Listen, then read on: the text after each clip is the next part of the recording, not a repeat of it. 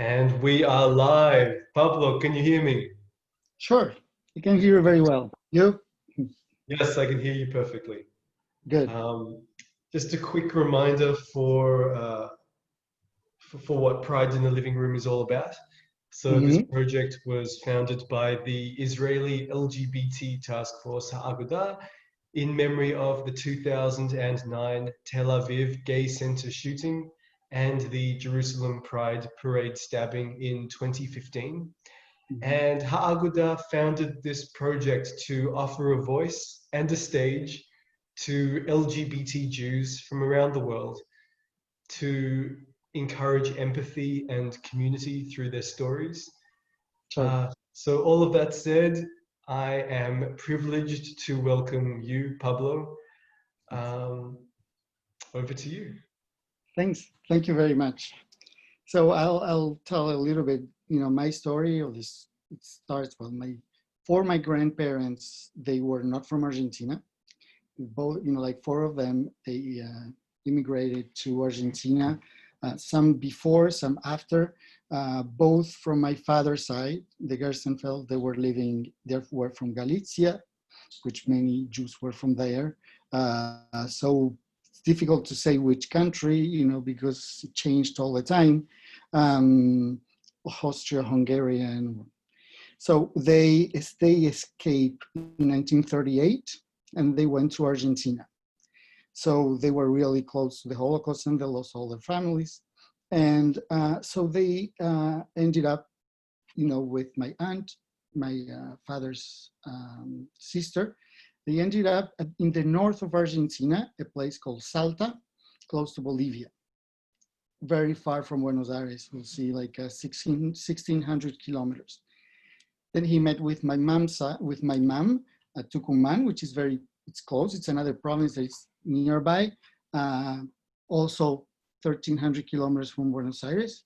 But what is different over there is that there's a small community, but pretty important in terms of economy. Or we're talking about like Tucumán. I think there are 2,000 families, and so I grew up in that environment. It's an environment where there's no religious people at that moment. I never saw, for example, kosher was something that we never saw kosher. There was not possibility. There were two temples. One temple was Ashkenazi, the other one was Sephardic, and one school and one club. So we all went there, and I went to that school when I was a kid. And as soon as I knew I was different, I started to move apart from that people. Why? Because we all know each other, of course. All the families, all the Jewish community in Tucumán, we all know each other, and everybody talks about everybody. So I wasn't the only one, for sure. That there were a lot of bullying, actually. Like if you were into dancing rikudim, well, you were the gay. If you were so. Uh, I wasn't feeling part of that, So after my bar mitzvah, I decided to start looking for other people, other friends. Luckily, I went to another school. Like, it changed. I moved from the Jewish school to another one. There was, you know, people from from different social classes and ambient. So I started having friends that were not Jews. However, my best friends, they were still Jewish people, and they were nice people. I will say. I kept, their friendship, and but after, the bar mitzvah, I started, not going to the temple, and I stopped going to the club mostly. I, yeah, I didn't want everybody to talk, and I didn't want my parents to feel ashamed of me. Uh, I had a period that I was kind of I come from a family that nobody's religious, in fact, because my parents, they're both biochemists. So everybody's a scientist. So in terms of religion, we were the type of people that will go only for, to the temple for Yom Kippur, yes, Rosh Hashanah, yes, and maybe Pesach, yeah. We will have dinner. Um, Normally, we wouldn't do much, like a big seder or something, but we will always respect that, right? Um, but after, in a moment, I really felt like very far from all that. I didn't want to be part of that. Um, when I came out of the closet, I was 19. And I think that was even worse. I didn't know any other gay person, in the community. So I, yeah, I was kind of ashamed. Um, as soon as I could, I left Tucumán and I went to live to Buenos Aires because it's the big city. Once there, one important thing was that my best friend from, since I was a kid, he became Orthodox, like Chabad Lubavitch. Before that, he was one of the first people I told I was gay. So he took it like really well. And even today, he lives in Israel with his family. He's very Orthodox, but he has no problem with that, which is really nice. Well, I didn't feel like, I have anything wrong. When I came out, I came out. And even in Tucumán, that it was a very small place, I didn't care. The only thing I didn't want is, were people to talk to my parents about that. Eventually they did. And eventually my parents, became very proud of me. So nowadays I don't have any problem with that. In Buenos Aires, I had really not much contact with the Jewish community, except for my friend, Pinchas, today. And so, yeah, I went, but I would never talk about that to his friends or to the rest of the family. Um, when I came here, when I came to Canada, I learned how important it was because the Jewish community really helped me a lot. I have nothing to hide, so, but I don't talk much about my life here, to the Jewish community. I told them, because they helped me a lot. I have a business and they helped me financing it. And when I first came here, they helped me to find a job. So it's really it's a very nice community, very friendly, and they help a lot. But I still don't feel like it's easy, to come out in general in the Jewish community. Um, of course, you have to be sure, what type of Jew everybody is. Like if someone is Orthodox, I wouldn't tell them for sure. It's not a very easy task. I have some friends, but it's like, I think that in the community, it's all about, let's not talk about that. There's a lot of people know, but people are not open to talk about it. I was very impressed when I went to Israel and I went to Tel Aviv and I saw how open it was. I didn't think, I was really surprised because in my head, and I don't think it's a matter of religion, it's a matter of community. When we are a minority, well, of course, there's less gay, the percentage is small, so each person, each gay person, in the community has to prove or um, has to go against a lot of prejudice. And so I don't think that it's easy. We're not like united or, um, still, I'm not very comfortable with the idea of telling I'm gay to the Jewish community, to be honest. So when I saw, like this group, I thought it was good. I would love, this group to make it, to produce something. At least people talk about it. The Judios Latinos gays group. Yeah, yeah. Yeah. I would love, for us to just say, we exist, because the idea is like I'm not talking about Israel because it's a country, it's a different thing. We're talking about us, that we're, like a minority group. And we grew up, and I think that most of us, because I talked to many people, we all suffered from this. It wasn't easy because everybody know each other, in the Jewish community. Everybody knows. So we don't want to be, the one people are, are laughing at or telling your parents. And, eventually when I go back to Cuman, I have no problem in talking about my sexuality. So it happened to me that I talked to some people and they say, you could, everything's cool here, and you could even have, your, if you ever get married, you can have the party, at the Jewish club and everything. I wouldn't go that way. I wouldn't do it. I think that for my parents, it wouldn't be fun. No.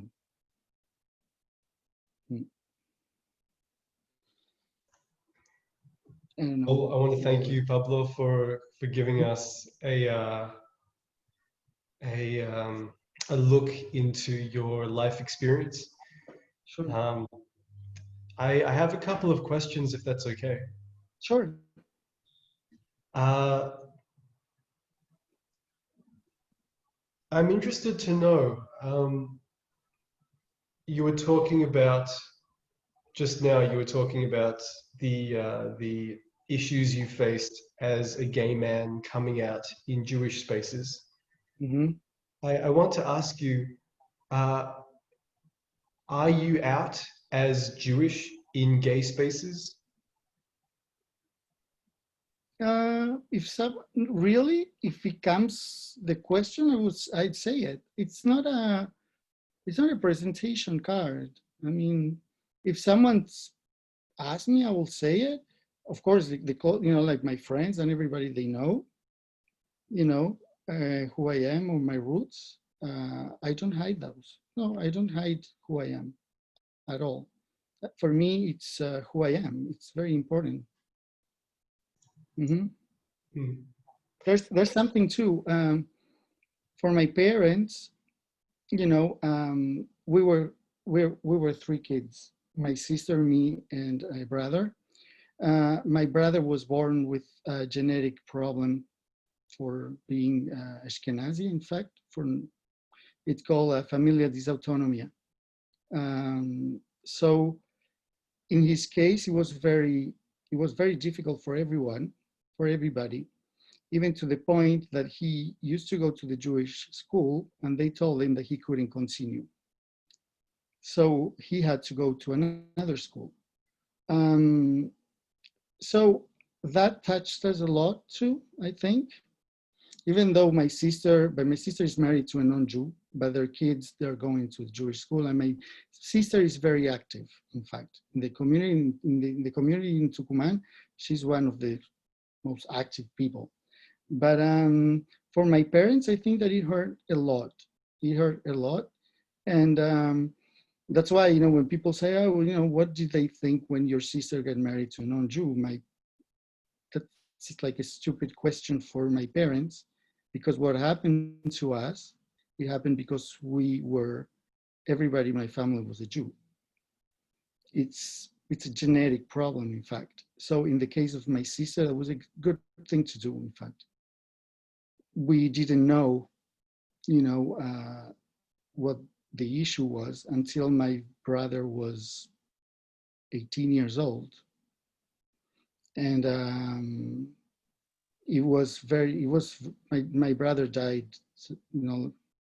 3 years ago. And So it was all the whole thing was very difficult for us. So again, I think that not only because not only being gay is hard, it's everybody that is different. I know another, a friend of mine, a girlfriend, because she was very big.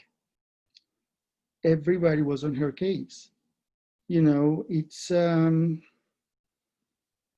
like it's a small town, so everybody talks about everybody, and there's no um, right to be different. And the money thing too.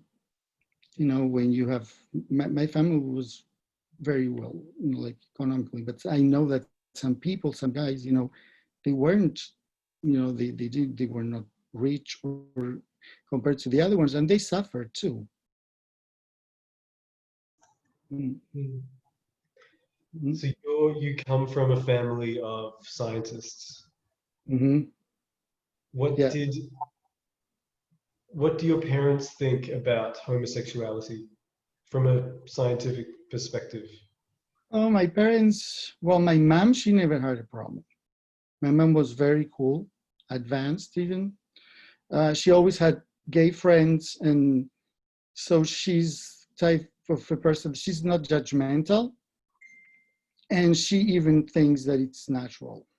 So, it was, it wasn't, it was my dad. And I think that it's not because he was Jewish. No, it's because of where he grew up. A place where the worst thing, even now, you can tell, to a woman, it's slut, whore, and to a man, it's faggot. It's the worst. You don't want to be the worst. And I think it's still a little bit the same, even in Argentina, because of, gay marriage and everything changed a lot, you know. But I still think that it's not easy. It's easier for sure. I'm the generation that changed things, I think, over there. We Hmm. didn't care. Mm, yeah. Can you talk a bit about, so you said you came out when you were 19. Mm-hmm. I'd like to rewind the clock a little bit. Mm-hmm. Can you talk about um, when you were still discovering yourself and sort of, you know, whether you had the vocabulary or not at the time to describe your sexual orientation? And what were the first steps you took to explore your sexuality? Well, I was really a kid since I was my first, souvenirs. I was gay. I was always gay. I told my parents. I told my mom I was gay. I was 4. I and I guess my sexuality was pretty advanced, for the age, because I used to play with other kids, like to live in the neighborhood, and I knew what I was doing. They were, I don't know. It's a, and then you know, I learned that I should hide that part of me, you know, when I was around maybe 7 years old. There was some abuse, so I told my dad, and he went crazy. And so I thought it was my fault, and I stopped that, even though I knew I was different. I told my mom before, I had told my mom before, Mom, I know I'm different. And so when I was 15, I think, or 14, I went to school, and a teacher, that was a tutor teacher, she called my parents and she told them that I was having trouble with my sexuality. I was really depressed. I didn't want to go out. I was a completely different person than who I am today. I I just couldn't face it. And so my parents, they realized I wasn't doing well. and they took me to see a psychologist. You know, in Argentina, everybody goes to a psychologist, so it was a thing to do. However, my dad, he's a very rough guy, so uh, in that case, you know, it was the least thing he wanted to do, but he did it. When we went there, we had, you know, a chat, my mom, my dad, the psychologist, and me, and that was key because my dad said, I know why we're here. I don't want to say it. I just want to tell you that I think you're going to suffer a lot in life because of this. So I prefer if you're not like that. He wouldn't say it. But if at the end of all this process, you feel like you cannot change that, you're my son and I'm going to accept you. So that took all the burden off my shoulders. Because I always thought, you know, he would reject me. So I took 3 years of therapy, and at the end, I I went, you know, I was a foreign exchange student in the United States, which might have, you know, I might thought that it was a good idea in order to come out, you know, to come out, but I went to an awful place called Idaho, to a small farm, which was even worse than Tucumán. So I have to hide. But I traveled, you know, and I started having my first experiences. And when I went, and I had, it was clear in my mind that when I went back to Argentina, I will come out. I will, well, it didn't happen because I met everybody, you know, all my, you know, my ambient, my friends. I couldn't do it. Took me a little while. And then I met someone and I told my mom I met someone. And when she said, "Are you sure what you're going to do?" I said, "Yes. This is this is who I am, and I'm tired of trying to change." I didn't know anything about gay clubs or anything. You know, I had no idea that existed. No idea. I was by myself. So I, you know, was at university and I had two friends that were gays, and we started discovering everything. And well, here I am. I think I learned a lot. Yeah. You learned a lot. Yeah, I guess, yeah. And my parents too. You know, many years after, when I was here, I always talked a lot to my mom, you know, about everything. I'm very open to my mom. I talk about things that everybody says, like, "Oh my God, did you ask that to my, you know, your mom?" I said, like, "Yes." But my dad was different. He was the guy that didn't want to hear anything about me, about my life, my sexual life. And I was trying to push, and I was pushing, and he wouldn't let me in. So once, it was like maybe, yeah, it was like 8 years ago, 9 years ago, there was a very important thing in my life. My boyfriend at the time, he moved with me, and I was very happy. So I thought, I called my mom, but she wasn't there, so it was my dad. So I told him, and he said like, "Oh, you know, I don't want to. I don't. Please don't tell me that. You know, I don't want to hear it."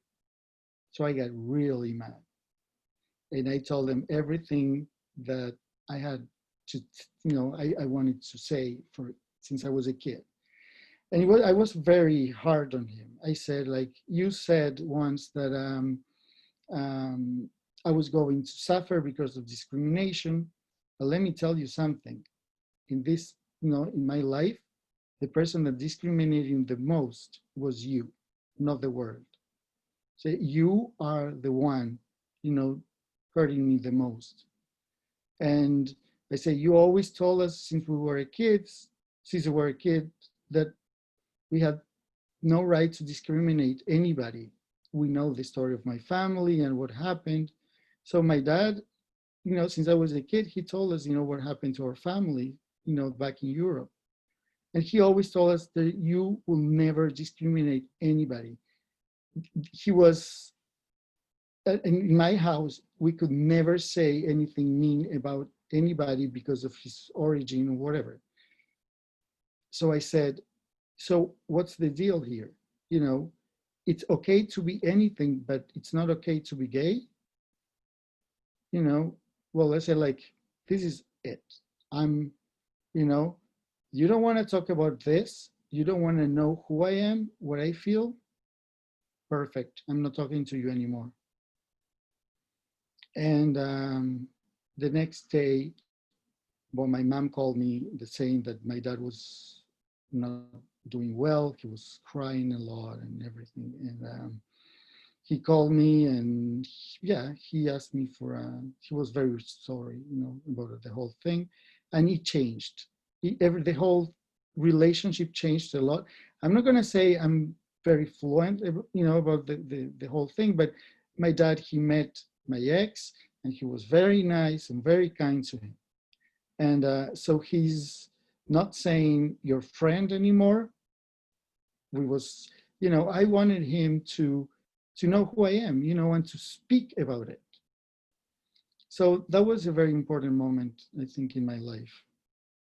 I feel bad because it really hurt my dad. And my dad, you know, he's one of the most, you know, he's an excellent person, wonderful, you know, such a nice person. Everybody loves my dad, you know. It just, I think that, you know, his background, you know, he comes from a very, he's 80 now.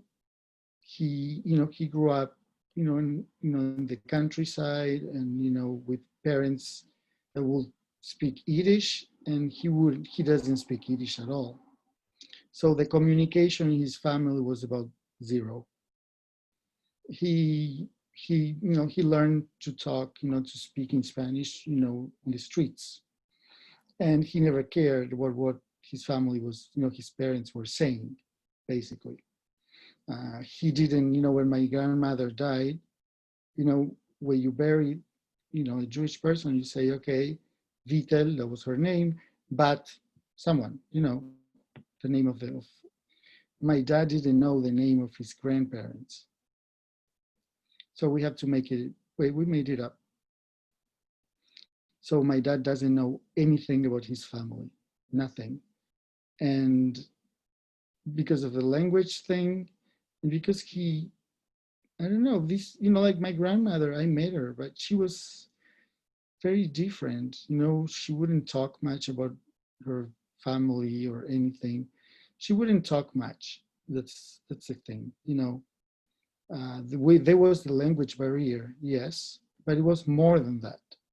You know, these were people like more like yeah, type of a German mind. You know, you go, you study because I say so. You know, there's a my dad. He wouldn't, you know, in Spanish as in French and as in many languages. There are two ways of speaking to someone.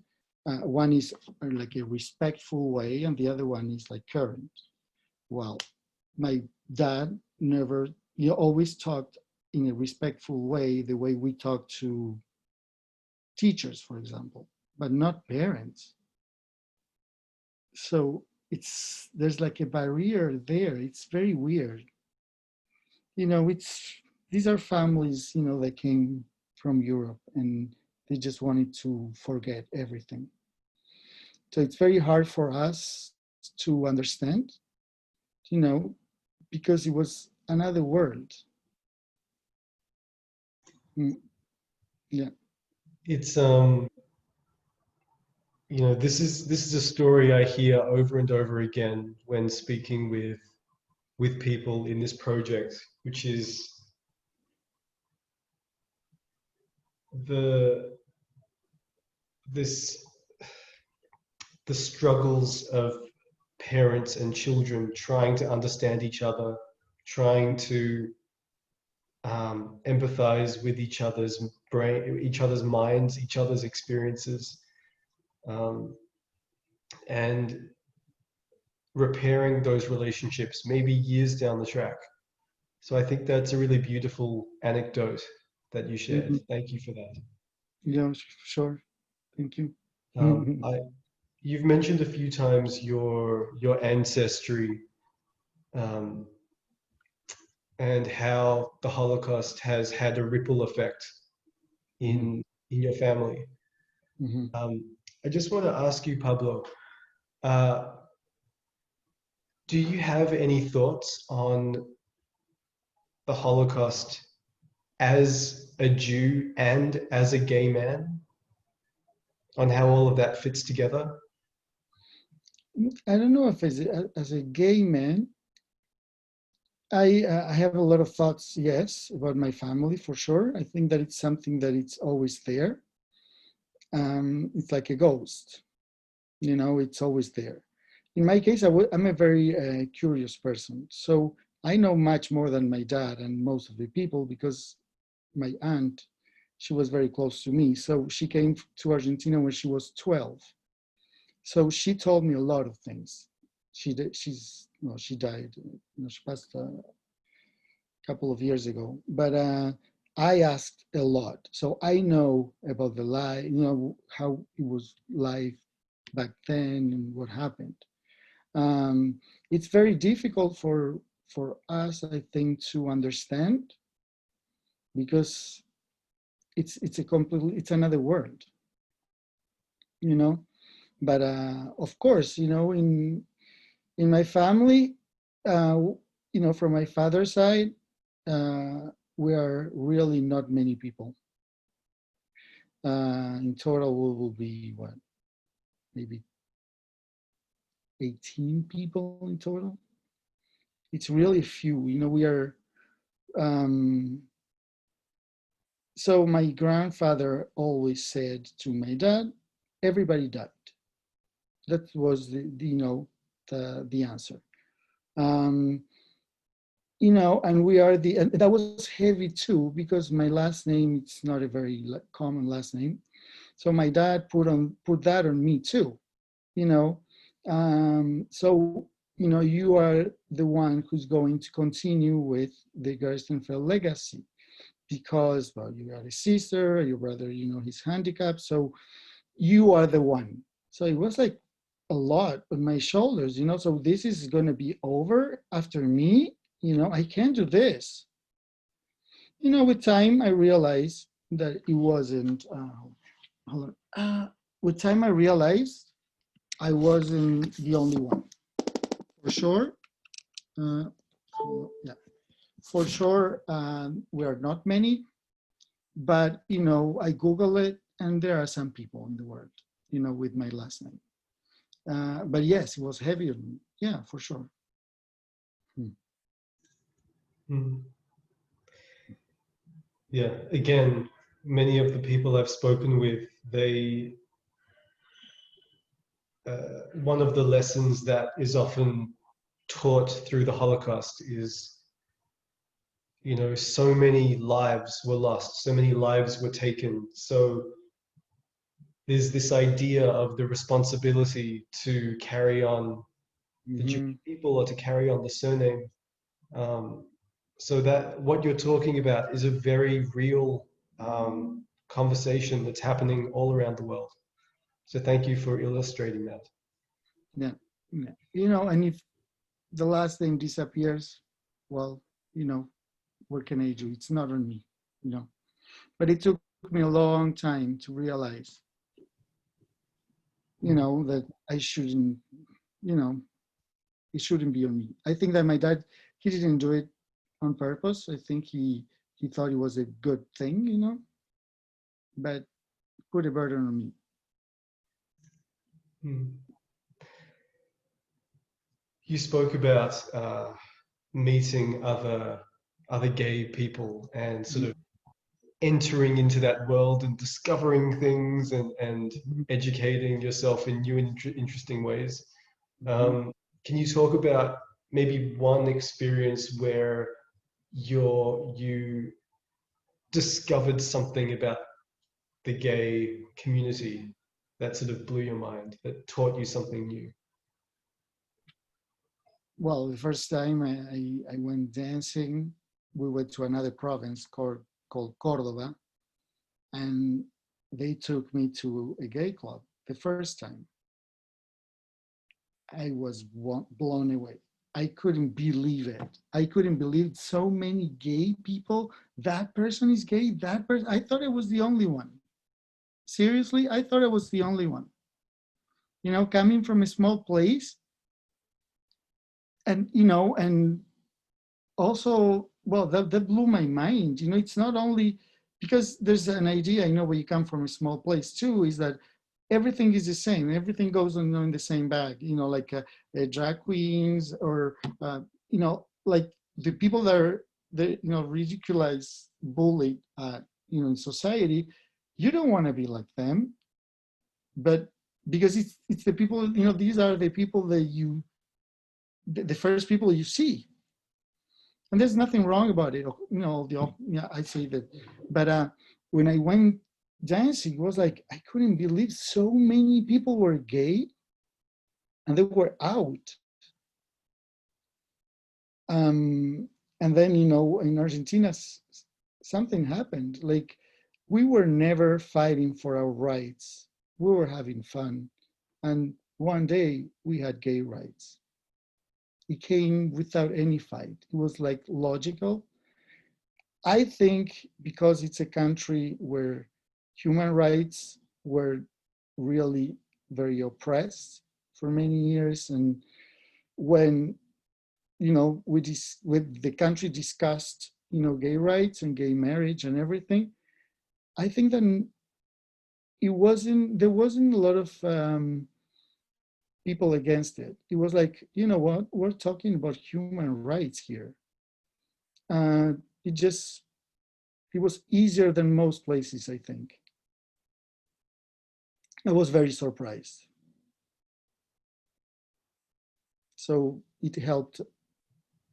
I think that it helped at the end, the whole process, the military process, which is something else that I had to suffer. We come, from Holocaust, but we also come, from many years of dictatorship and people disappearing and torture. And in my family, we had a lot. We also had people disappearing and being tortured. And in my head, when I was a kid, everything was a mess. Everything was mixed. I say, like, for me, the Nazis were the same that the army, and it was all in my head. So we were suffering many things. When I was a kid, it was like, okay, I'm part of this, but I'm part of this, and so the whole world is mean to us. So yeah, there were many things. What makes you smile? I'm over all of that. I think that I'm very happy.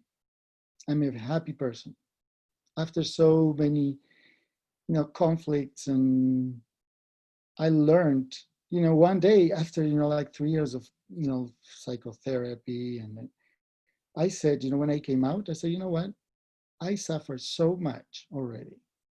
I'm not going to suffer anymore. It's over. And it's pretty much over. I think that the day I came out, I discovered why, my, during, my friends, when we were teenagers, why they liked, like going dancing, why they liked, dancing even slow with the girl, in school, why guys like a strip show. Like, for me, it was like, what is, I don't find it interesting. Well, I don't find that interesting now, but at the first time I saw it, I was like, okay, this is what everything's about. I kind of denied so many things, I didn't, since I couldn't be gay as I wanted, I was like kind of asexual. I didn't want to think, and it was all, it all came to me at the same time. It was like, yeah, reborn. Mm. It's We a big thing. For me, coming out, it was, yeah, being reborn. It's another life. I don't coming have out to is hide. like being reborn. Yeah, of course. Before that, it wasn't me. I was hiding. It wasn't even my personality. It was completely different. I thought I was shy. I am not shy. I'm very social. I'm very social. I love being with friends. I love with being, I don't, like before, I thought I was a shy person. I didn't like being with people. Crazy. I'm completely different. I did what I didn't want is, to be bullied. Mm. We hear a lot about the um, about people who deny their religion, who push away from religion, and Mm-hmm. who embrace their sexuality. But a lesser told story is people who deny their sexuality, who become asexual, like yourself, like many other people who I've spoken with. Mm-hmm. Um, that's It's really all important. who we are. But first, sexuality, it's very important. It affects everything. Um, if you're not out, you have to lie. Um, about being Jewish, the thing is, there's religion, and that's one thing, and there's who we are. I'm not religious, and since my family's, they're all scientists, I'm very um, how can I say? I don't believe in religions, actually. You know, uh, I believe in tradition. Yes, that's part of who we are. But I don't, religion for me doesn't give me any answers of my questions. You know, uh, Science give me more answers to what I think. Um, but as I say, being Jewish is not only about religion. I think it's very little part of that. It's more about tradition. It's more about who we are, and so I don't do much now because I live here and I have. I think it's very different when you have kids. There's that you need to transmit. There's a yeah you need to pass the tradition to someone. But in my case, I'm far from my family too, so I don't do much. I like having dinner, for Rosh Hashanah with friends, which are not Jews. So I explain a little bit. I like those things, traditions. I have one final question for you, Pablo. Sure. I'd like to go back, all the way back to the beginning. Not Mm-hmm. your bris, we're going a bit more forward than that. Okay. Do you remember your bris? Tell us in excruciating detail. I don't. No. Yeah. um, so, when you were younger, when you were a kid, you were discovering yourself. You were discovering the way that your mind and your body relates to the world, to your sexuality. Um, you went through a lot as a Mm-hmm. kid, Yeah. a lot. And the future was just over the horizon. There were still so many questions yet to be answered, a life yet to be lived.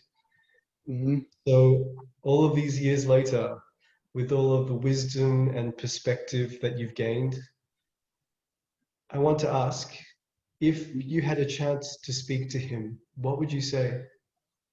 Oh, what a question. I was afraid of that question. I would just hug him and say, don't worry. Just everything's going to be just fine. Just don't worry. There's nothing wrong with you.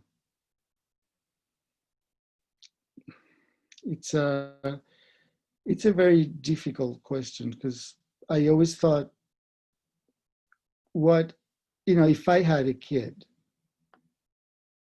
should I let him do anything he wants? I don't know. I don't know.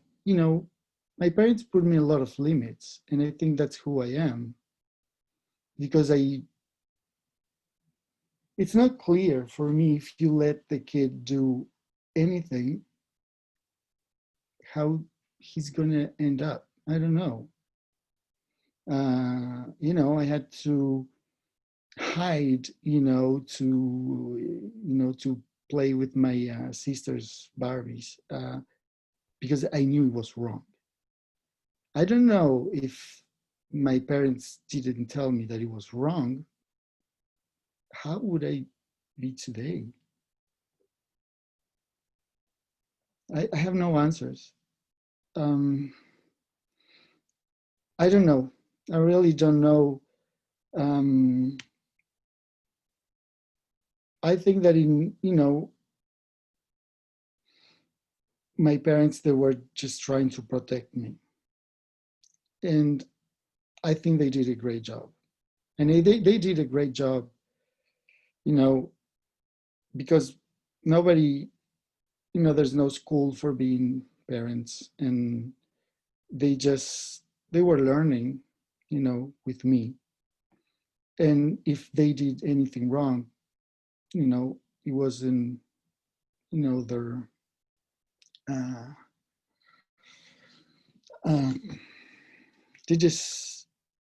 they thought it was the best for me. So I don't judge my parents at all the opposite. But I have no answer on how different, I would act. But for sure, as I say, yeah, I would just hug him, and because I know he's going to suffer a lot until he will come out. And I don't think that there's anything I can do. I always say, we have a problem, it's not a problem, but it's, an issue for an adult, but you're a kid. So there's no way you can solve it at that age. When you're an adult, it's easier. When you're a kid, it's a big thing. You can't ask a kid to be different like that. You want to be like everybody else, but you're not. You will never be like everybody else. And there's nothing I think that we can do. He will have to, because society is like that. Kids, little kids, they reject the different. And it's not because they're mean, it's because it's their nature.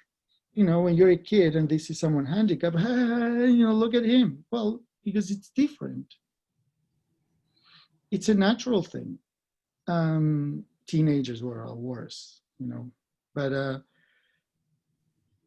you can help. I think that it's great what they're doing now. And I was thinking of participating in, some time in my life, to go and talk to, in high schools and tell them, about, trying to help, teenagers, because I think that those are the worst moments. I think we can improve the situation. Yes, we can. But there's no way that the person, a gay guy or a gay girl, will not suffer bullying or discrimination. Eventually, yes. We have to be strong, for sure. But a little kid cannot be strong. He's a kid.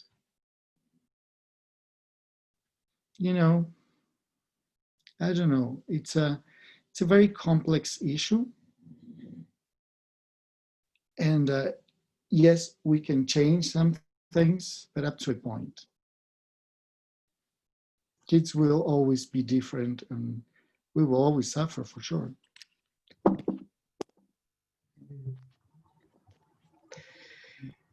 We can't end there. I have to ask you one more question to Okay.